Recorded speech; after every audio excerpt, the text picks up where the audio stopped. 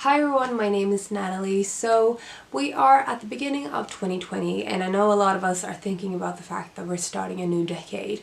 And I've been thinking a lot about this in terms of my reading. Today I wanted to look back on the 2010s as a decade of my reading life and basically like a reading history, talk you through books for all of the years in the most recent decade that signifies something about my reading taste or reading life in the way that it has changed in the last 10 years. I wanted to be able to share that with you, especially because the 2010s was so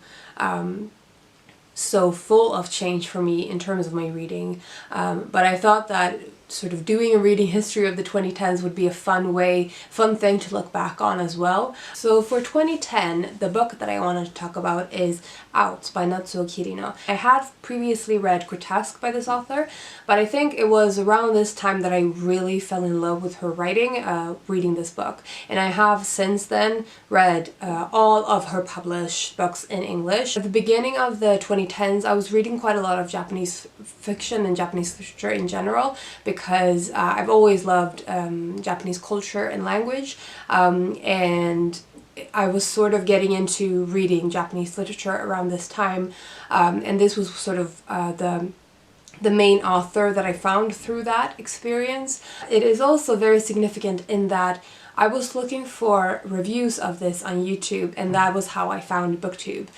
So Mercedes from Mercedes Bookish Musings had done a review of this one, or one of Natsuo Kirino's books anyway, and that was how I found her, and then of course found BookTube through that. So it's a book that means a lot to me in that sense as well. BookTube is such a big part of my life now. In 2011 I discovered Haruki Murakami and I read Kafka on the Shore.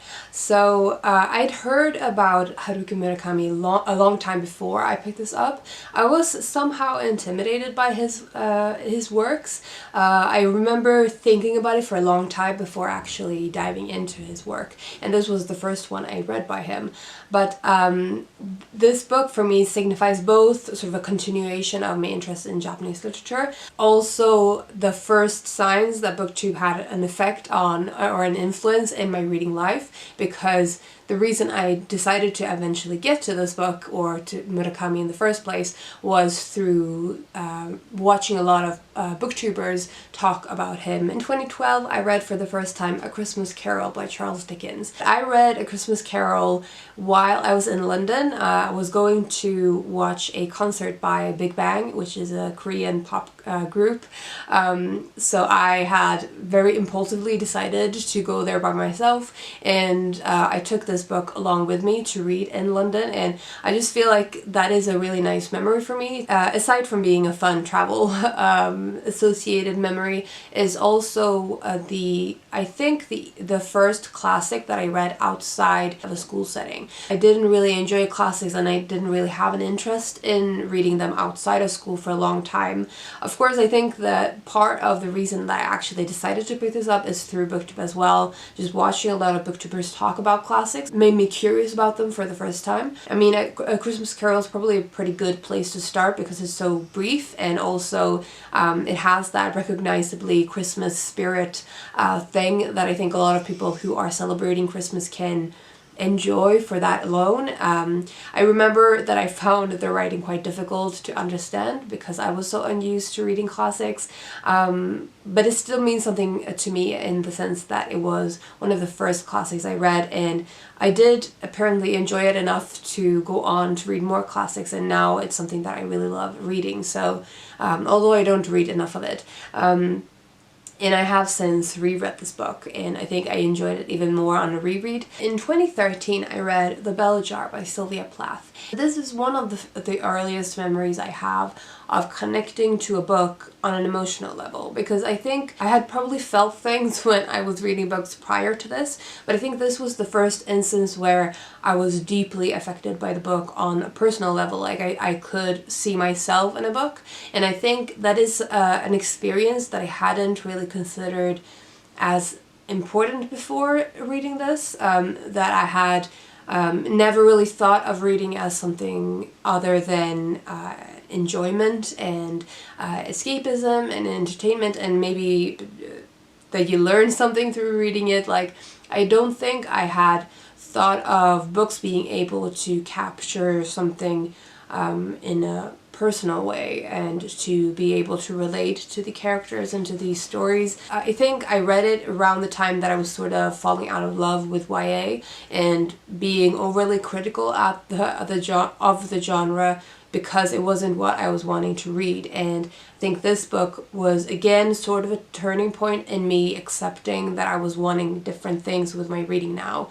and moving in a new direction. In the next year, 2014, I read For Esme with Love and Squalor by J.D. Salinger, also called 9 Stories. Of course, if you've seen my videos on Salinger in 2019, you probably know already how much I love his work and his writing. And this is one of the more recent books that I've actually reread several times now. Especially this book signifies both that I was sort of finding my tastes and really sort of tapping into my intuition about what I liked in reading and not just following what I saw everyone else read and enjoy, that I was sort of listening to my own tastes and spending time with that. That continues for the next year, which is 2015, when I read Shirley Jackson for the first time. So I first read The Lottery and Other Stories. When I read this collection, there were a few stories that I immediately loved, and then I put it down and had finished it, and several weeks went by and I couldn't stop thinking about it, and that was such a fun experience, so that eventually at the end of that year I picked up Hangsaman, and this is when I fell in love with Shirley Jackson, because I knew that there was something. I just felt like a lot of the time for me when it comes to my favorite authors or authors that I really click with,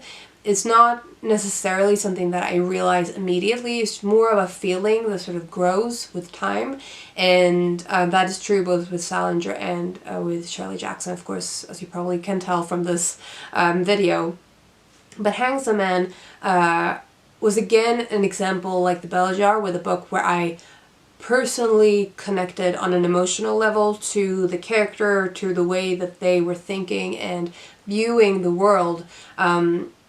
And that created such a deep connection, even though I don't think that this book is perfect. I don't think that is necessarily even one of her stronger books. Another book that I read in 2015 that is also a very special one for me is Into Thin Air by Jon Krakauer. So as you can tell, I obviously had a lot of feelings about this book. So I loved this, and it wasn't surprising in the sense that I have always been drawn to stories about people exploring the edges of the world. Of course, Into Thin Air is one of the classics of a Mount Everest narrative, and it's so compelling, and I think that is the reason that I wanted to include it here, is because it was one of the first nonfiction books that I'd read where I felt completely invested. I was reading a lot of nonfiction books that I'd heard other people talk about and enjoy, not necessarily based on my own interest, but just popular nonfiction titles. And I don't think that wasn't necessarily the way for me to get into nonfiction. I think I needed to find my own groove and to realize that nonfiction could be fun and not just educational. That is something that I've talked about previously in terms of how to get into nonfiction, and I think a lot of people just think that nonfiction can only be educational, and that's not to say that that is a bad thing. Of course, it's good if you can learn something through reading. You are doing yourself a disservice by thinking that nonfiction cannot be as exciting as fiction can be. This is a fantastic book, and definitely one of the reasons that I really got into nonfiction and got into finding my groove within this wide area of literature. In 2016, I yet again challenged myself and my boundaries and sort of my comfort zone when it comes to reading, and I read Macbeth as well as You Like It by Shakespeare. Again, this is an example of me having read Shakespeare in school prior and not enjoying the experience whatsoever. So this in 2016 I decided to finally give him another go. With both As You Like It and Macbeth, it isn't necessarily that it was my favorite reading of the year or that I love these books. It's more that I appreciate the fact that I was trying to try new things and to allow my reading to evolve, and so they are sort of highlights of the year for that reason, and that I wasn't just going to be satisfied with not having liked them in school and therefore not ever reading these classics that have such an influence in literature history. So I still want to read all of the other Shakespeare plays in the future. But this year, in 2016, I read 2 of his plays, and I think I enjoyed the process of it more than the actual plays themselves, but I'm not at all done with Shakespeare. In 2017, I read a book that I've talked about endlessly since I read it, and that is Foxes Unearthed, a story of love and loathing in modern Britain by Lucy Jones. It is the first nature nonfiction book that I read that made me fall in love with this subgenre of nonfiction. And I think while I'd read a few nonfiction books prior that I'd enjoyed, like Into Thin Air, I hadn't really found my taste until reading this, because that was one of the standouts, but it wasn't, I was still trying new things within nonfiction after reading that book. And when I read Foxes Unearthed, I realized that this is exactly what I want to be reading. Reading nonfiction about nature, especially animals, was just sort of, it felt a bit like coming home to a topic or a subject that I have always loved. In my child years, I think it was a more of a prevalent thing in my life, and not as much in my teenage years. So when I read this book, I think it felt a bit like coming back to the origins of my interests and my feelings about nature and the natural world. Since reading this, nonfiction has become a much bigger part of my reading. As you probably also am familiar with, I think in the year that I read this, I read maybe 20% nonfiction, and it has increasingly grown so that in 2019 I read almost 40% nonfiction, and that is an all-time high for me. So I feel like this is sort of milestone for me and how it has changed my reading life until the present time. So in 2018, I read this, among others, The Seabird's Cry by Adam Nicholson. In 2018, I read through the entire Wainwright shortlist, and the Wainwright Prize is a prize given to British nature and travel writing that has been published in the most recent year. This book was the winner of the 2018 prize, and I just really love the experience of both reading so many nature books, of course, but also reading books specifically to review them. I wanted to be able to share my enthusiasm and appreciation of this prize, and I thought the best way to do that would be to sort of be active within the period that the prize was going on. So aside from really enjoying the nature books and enjoying sharing my reviews, I think the reading through the shortlist and doing that specifically with the intention of reviewing them changed what I took note of, how I thought about what I was reading, how I interacted with it, and how I processed it. And I think a lot of the things that I learned through that is something that I've kept doing and thinking about in terms of my reviewing. And then for 2019, I've of course done my favorites video very recently, and the book that I wanted to talk about is my explanation for it I've already pretty much touched on in my favorites video, and that is Remarkable Creatures by Tracy Chevalier. I discovered historical fiction last year. It wasn't the first time I read historical fiction, but it was the first time that I took note of the fact that I love historical fiction. I think one of the things I love about historical fiction is that it usually is a very transportive experience for me. I know a lot of people feel that way about genres like fantasy, where you have a lot of world building and just a completely different kind of world that you're transported into.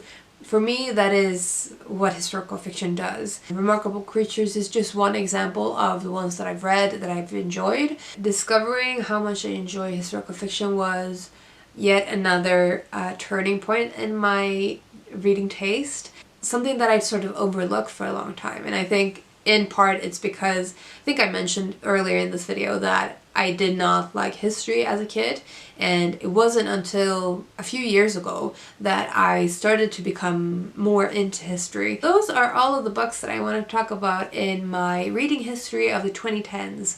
I would love to know what kind of reading taste changes or approaches or just things related to your reading life in the most recent decade that has happened in your life. It would be really interesting to hear other people do this kind of thing.